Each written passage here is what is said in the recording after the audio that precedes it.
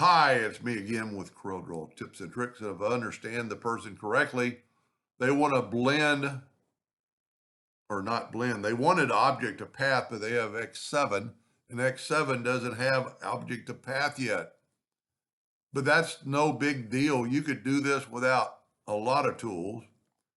So, and if I understand them correctly, they want them in this shape, kind of curving around. Pretty cool shape.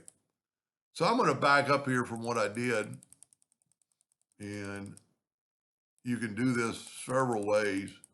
I'm just going to get this circle back. And for the one I'm doing it for, I created a second circle. Now, if you want it bigger and you want it on the outside, put the circle on the outside.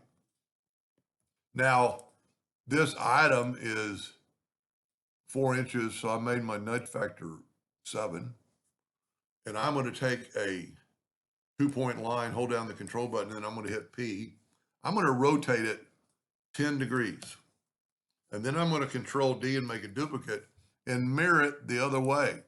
So I have a 20-degree span in there. I'm going to take my Smart Fill tool, and the Smart Fill will create a new object. So I created a new object. I am going to left click, right click, and then I'm going to take my new line or new object, and I'm going to open up under Effects. I'm going to open up the Envelope tool. And right here, you've got it selected. Create envelope from that.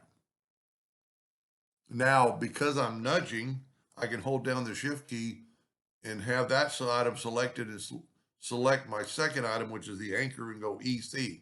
That put it right where it should be, and I can move that over. Now, I can actually take all this stuff away. I can actually take the lines away, so I'm going to hold down the Alt key and swipe through both those and hit delete. I know where my center of the page is, but I'm just going to, in case you don't have my little macro I help write to find out you're in the center of the page. Because her circle or their circle was in the center of the page. Now there's several ways you could do this, but you're right here, Control D, and then alternate C, and that put my rotation to the center. And I'm going to rotate it that 20 degrees, and then Control D all the way around. You could do this with the transformation docker, but by the time you figure it out, you're already there. Now you could get a little bit closer, if you wanted it spaced out a little bit closer by, making the envelope something divisible by 360 and have it actually get a little closer and put more of them.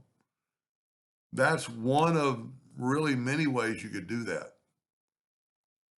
I hope that's what they were asking. That's a pretty cool design. I like it. Anyway, I hope that helped a little bit. Thank you for watching.